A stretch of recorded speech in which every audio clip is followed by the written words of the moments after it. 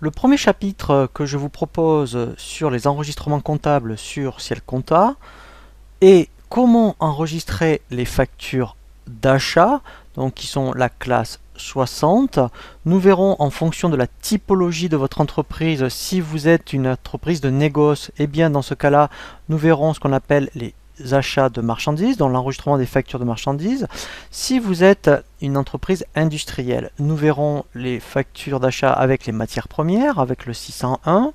Nous verrons dans tous les cas de figure, en tout cas, quelle que soit votre activité, les factures d'achat avec les frais de port, comment comptabiliser les frais de port sur une facture.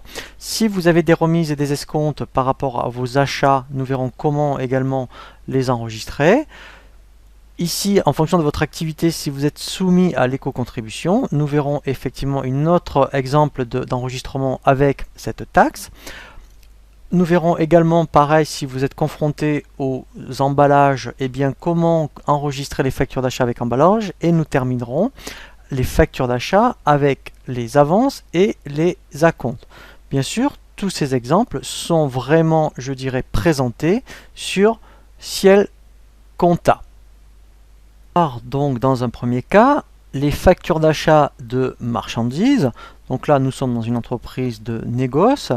Nous sommes donc la société ici Formexpert. Nous recevons une facture de la société SARL Micro où donc nous achetons un écran informatique mais dans le but de le revendre. Nous verrons après dans des chapitres futurs quand c'est un achat mais plutôt à usage de l'entreprise. Là, c'est dans le but d'acheter pour revendre. Donc nous allons voir après sur Ciel Compta comment enregistrer cette facture du fournisseur SARL Micro par rapport à un achat de marchandises que nous souhaitons revendre. Nous allons voir maintenant concrètement comment enregistrer la facture fournisseur micro 10, donc chez qui on achète un écran 17 pouces dans le but de le revendre. Donc là, l'objectif n'est pas une formation sur Ciel Compta. Je vous invite vraiment à consulter tous les tutoriels qui vous sont proposés sur vraiment la formation dédiée à cet effet sur Ciel Compta. Ici, l'objectif est de vous apprendre comment enregistrer une des factures d'achat sur Ciel Compta. Donc nous allons voir vraiment tous les exemples à partir, je dirais, de l'option saisie standard. Pourquoi? Parce qu'en fait, ça reprend vraiment la présentation d'un journal. Donc, dans le menu saisie standard, je vais donc me positionner, puisque c'est un achat, dans le journal d'achat. Ici, je vais bien prendre la date d'aujourd'hui. Donc, admettons, moi, là, je suis au mois de février 2015. Et ici, très important, le numéro de pièce. Alors, effectivement, on voit vraiment, je dirais, cette notion dans la formation vidéo, les bases de la comptabilité. Ici, admettons, par rapport, il faut avoir paramétré bien sûr le journal. Je vais donc dire que c'est la pièce 5, par exemple, parce que c'est ma 5e saisie. Donc là, c'est par rapport au numéro de pièce que va proposer Ciel. Ce n'est pas le numéro de la facture du fournisseur. Ici, par contre, en toutes lettres, en libellé, je vais mettre facture. Voilà, micro 10. Voilà. Là, je peux très bien mettre, par contre, numéro 250. Il n'y a pas de problème. Ensuite, alors, on a bien vu dans la formation sur les bases de la comptabilité qu'au niveau des achats, eh bien, dans un premier temps, on va enregistrer, comme on a vu sur la facture, les 120 €, c'est le hors taxe. Donc, quand c'est un achat de marchandises, on a vu dans les formations sur base de la comptabilité par rapport à la création du plan comptable sur les comptes de la classe 6, que tout ce qui est achat de marchandises, c'est 607. Donc là, voilà, ici, vous voyez, comme c'est un achat de marchandises, ça sera bien 607. Il reprend le libellé par défaut qu'on a indiqué ici. Et ici, je vais indiquer mon hors taxe qui est de 100 €. Ensuite, voilà, donc là, il le met tout seul, c'est la TVA déductible. Alors par contre là effectivement elle n'est pas bien paramétrée, donc là je vais le taper, voilà, ici, donc ça sera 20%, 20 €. Alors on a vu dans la formation sur la base de la comptabilité que lorsqu'on enregistre une facture d'achat, la TVA c'est une TVA déductible, donc au niveau de la racine c'est bien 44,56, et ensuite en 5e position il y a un 6 parce que c'est une charge. On verra que en fonction des factures qu'on va recevoir, peut-être que le 5e chiffre peut changer en fonction du coût, je dirais, de ce que vous achetez, si c'est destiné à votre entreprise ou si c'est par rapport à une revente. Donc là, comme le fournisseur nous règle à je règle à 30 jours, donc là c'est une dette. Donc on avait vu que dans la base de la comptabilité, le débit est égal au crédit. Donc là, mon débit, vous voyez, est égal à 120 euros. Forcément que mon crédit doit être égal à 120. Et bien en fait, ici, je vais mettre un compte 401, parce qu'en fait, 401, c'est le fournisseur. Et après, alors, ici, pour l'instant, je vais mettre 401 000, mais là, vous aurez pu créer le 401 micro, en fait, pour la société micro 10, par exemple. Et là, je vais mettre 120. Voilà. Et là, en fait, ma facture est enregistrée. Donc là, elle est bien saisie. Vous voyez, donc mon débit est égal au crédit. Au niveau du débit, j'ai bien le hors taxe au niveau de la charge, j'ai bien ma TVA déductible et je constate le TTC au crédit. Et une fois que j'ai terminé, je peux enregistrer. Exemple, lorsque vous êtes une entreprise industrielle. La différence entre une entreprise de négoce, c'est qu'une entreprise de négoce achète un produit et le revend en l'état. Alors qu'une entreprise industrielle va acheter ce qu'on appelle de la matière première.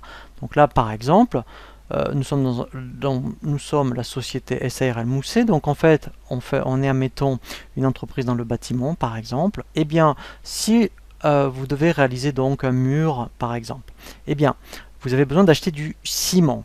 Donc, le mur, alors on verra quand on sera dans les produits, mais si vous voulez, ce sera un produit fini, et en amont, la matière que vous achetez pour réaliser le mur, eh bien, cette matière-là, c'est de la matière première. Donc, c'est la grosse différence entre une entreprise de négoce et une entreprise, je dirais, industrielle. Donc comptablement, après, comment on enregistre une facture d'achat de matières premières lorsque vous êtes une entreprise industrielle, nous allons donc le voir maintenant sur Ciel Compta.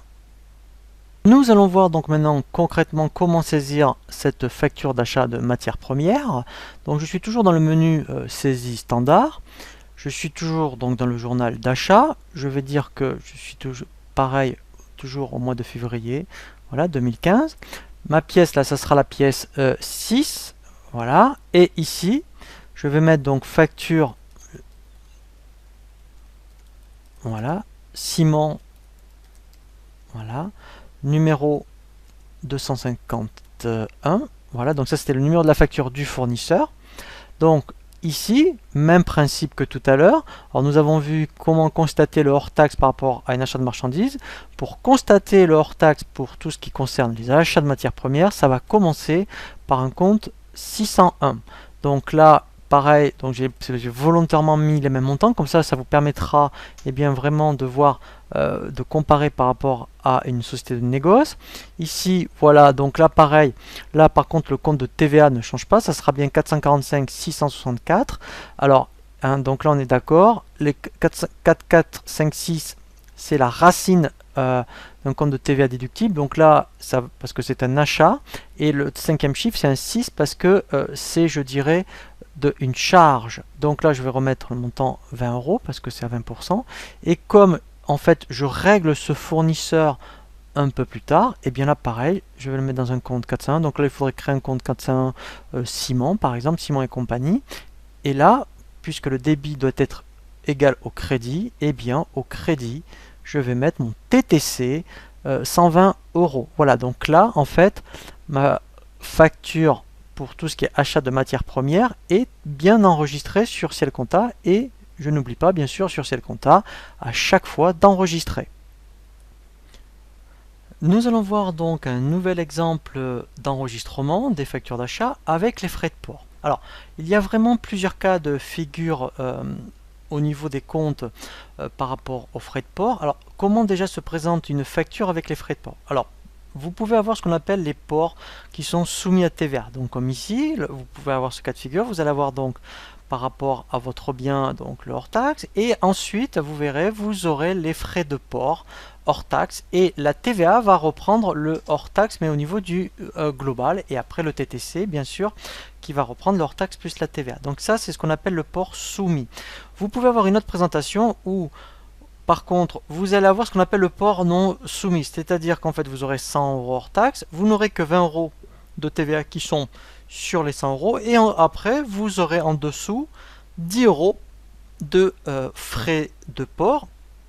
Au niveau du TTC, effectivement, eh bien, on aura moins que 130 €, puisque comme le port ne sera pas soumis, vous aurez 130 € TTC. Donc on verra comptablement comment enregistrer eh bien, effectivement, les frais de port qui ne sont pas soumis. Ensuite, le compte comptable va être un petit peu différent en fonction de l'activité de votre entreprise. Quand on est une entreprise de négoce, si on a des frais de port par rapport à un achat, mais dans le but de le revendre, et que vous allez refacturer eh bien, des frais de port, vous, à votre client, si vous êtes une société e-commerce, eh bien, les frais de port, en fait, on va appeler ça ce qu'on appelle des transports sur vente, puisque vous avez des frais de port parce que vous achetez pour revendre.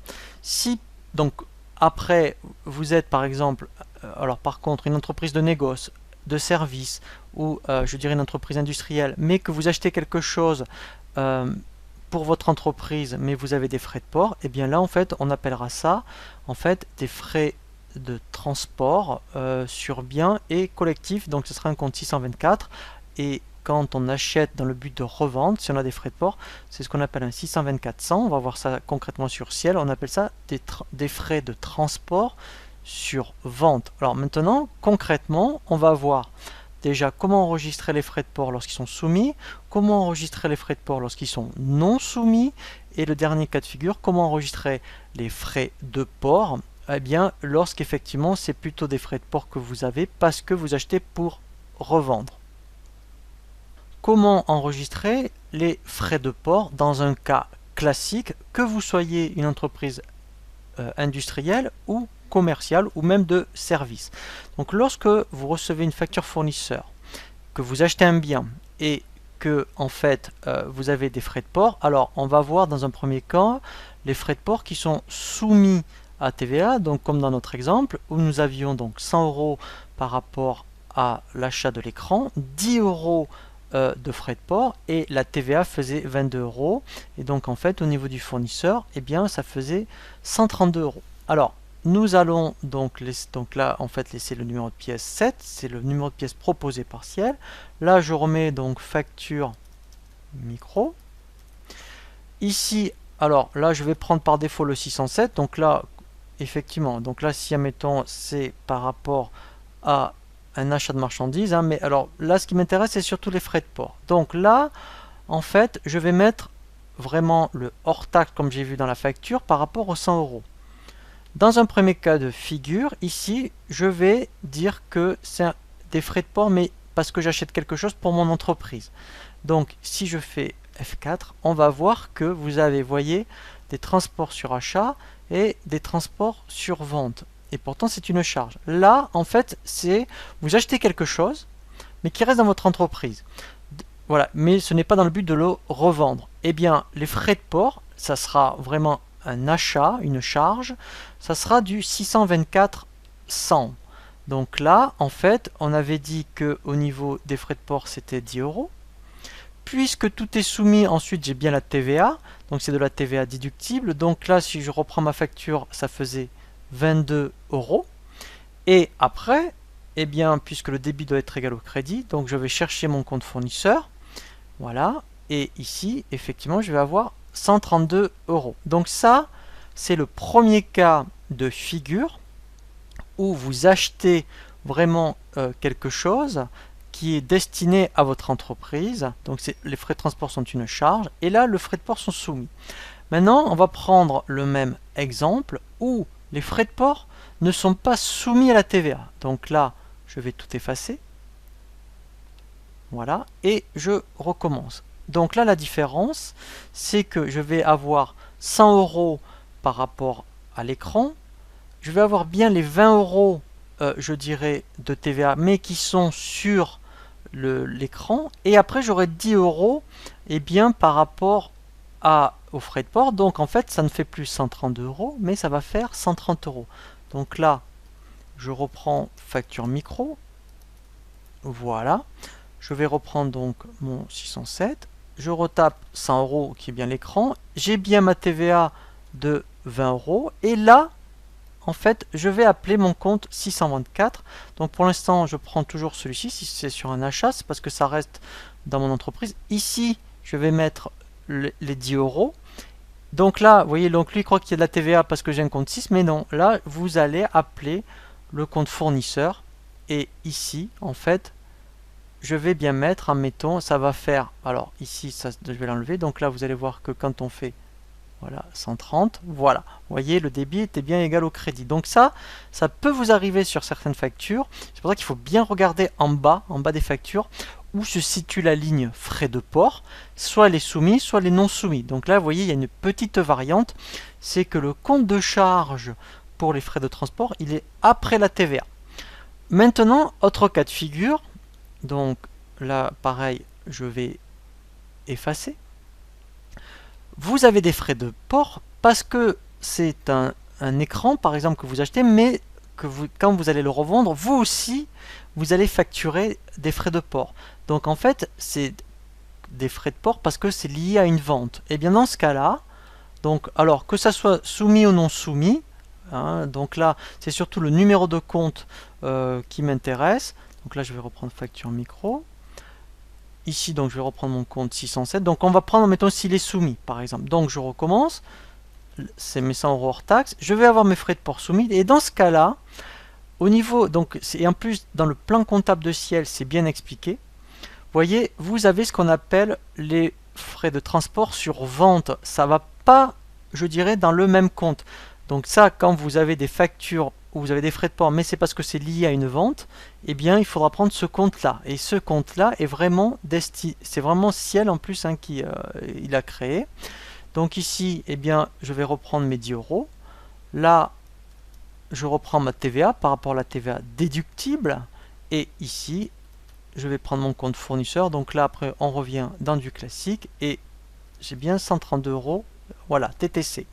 Voilà, et là, donc, vous voyez, ce n'est plus du 624 100, mais là, on voit vraiment ce qu'on appelle le 624 200, parce que c'est lié à une vente. Voilà, donc là, on a bien vu les petites variantes des factures avec frais de port. Maintenant, nous allons voir un autre cas concret sur les factures, mais avec des remises et des escomptes. Facture d'achat avec les remises. Alors, ici, nous avons un exemple. Toujours pareil, nous achetons donc un écran. Vous avez une remise de 10%, donc ça fait bien 10 euros de remise. Donc le total hors taxe est de 90 euros et donc la TVA est maintenant de 18 euros avec un total TTC de 108 euros. Alors, on va voir concrètement ce qui se passe sur le terrain lorsqu'on enregistre une facture d'achat avec remise et vous montrer aussi comment comptablement on devrait effectivement saisir les factures avec remise, ce que l'on ne fait jamais, puisque en fonction de votre activité, peut-être que les remises c'est ponctuel, donc au lieu de se surcharger, je dirais, l'écriture avec des comptes supplémentaires, eh bien sur le terrain on constate ce qu'on appelle le net commercial, on va constater le 90 euros. Je vous montrerai quand même un exemple concret si comptablement, eh bien, vous voulez vraiment constater tous les montants. Donc maintenant, nous allons voir concrètement comment saisir une facture d'achat sur Ciel Compta avec remise. Nous allons voir maintenant concrètement comment s'enregistre une facture d'achat avec remise. Donc, effectivement, premier cas de figure, ce que l'on voit sur le terrain, c'est qu'on va constater directement ce que l'on appelle le net commercial. On va donc enregistrer au niveau du hors-taxe les 90 euros. Ici, donc en libellé, je vais remettre facture.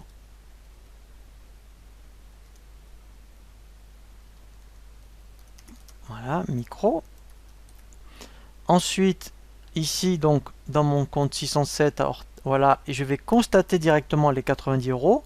Et nous allons maintenant constater le compte pour les 10 euros de remise. Donc là, vous êtes la société Formexpert. c'est un achat, mais on vous accorde 10% de remise. Donc pour vous, en fait, eh bien, ça va être en votre faveur. Eh bien, c'est le seul compte, en fait, c'est le seul cas de figure en tout cas où vous allez pouvoir saisir un compte de charge, non pas au débit, mais au crédit. Ça va être le compte 609. Quand il y a un 9 en troisième position, le compte marche à l'envers. Donc là, ça va être le cas. Ça ne va pas être au débit, mais ça va être ici au crédit. Voilà, donc on verra la TVA tout à l'heure. Donc 609, si on fait F4 au niveau du libellé, c'est une remise qui est obtenue sur achat. On verra après quand c'est vous qui accordez une remise. Donc c'est le seul cas où quand il y a un 9 en troisième position, eh bien en fait on saisit le sens à l'envers. Donc là, comme c'est un compte de charge, on ne le met pas au débit, mais on le met au crédit. Ensuite, effectivement, je vais avoir ma TVA. Alors, ma TVA, donc là, en fait, elle va être au débit. Donc là, en fait, on reprend le cas classique, puisque, en fait, elle est sur les 90 euros. Vous allez voir que après, en fait, ici, ça doit être équilibré. Donc, on avait bien dit 18, mon compte, ici, 401. Et en fait, ma facture au fournisseur, je lui dois bien 108.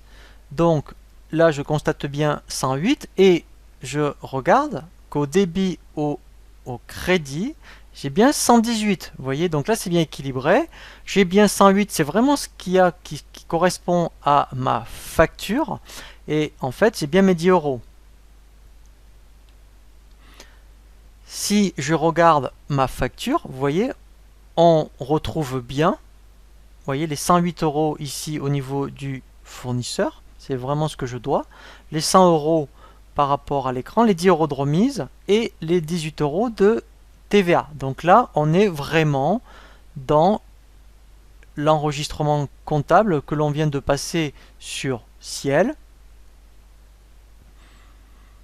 Voilà, donc là, ici, ça correspond bien à ma facture. Alors, c'est vrai que c'est pour ça aussi que en entreprise, on ne passe pas le compte 609 parce que il faut avoir un petit peu l'habitude de ce mécanisme, mais si vous êtes amené à pratiquer régulièrement des remises commerciales, et bien à la fin de l'année, vous pourrez demander un extrait de compte de 609. Comme ça, vous verrez exactement le montant global, et bien, je dirais, que peut représenter le chiffre d'affaires en termes des remises obtenues. Donc maintenant, nous allons voir, eh bien, dans le même principe, les factures avec escompte.